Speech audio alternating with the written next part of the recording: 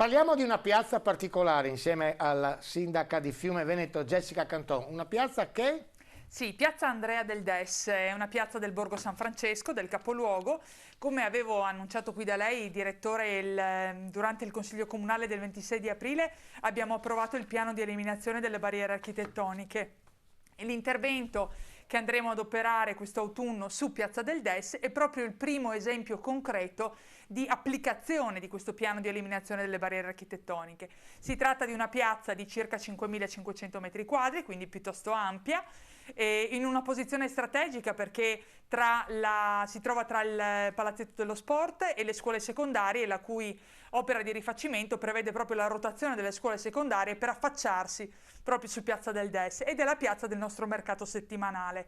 Cosa andremo a fare? Andremo appunto ad eliminare, a superare le barriere architettoniche per gli utenti deboli, anche con la realizzazione di fasce podattili. Andremo a sistemare alcuni punti critici della pavimentazione.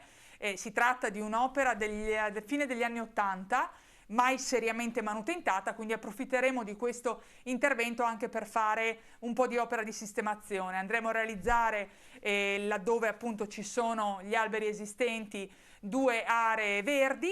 Andremo a sistemare l'area circostante e quindi a localizzare meglio le fermate degli scuolabus, molto importanti per i ragazzi, realizzando anche un'area a loro dedicata per l'attesa.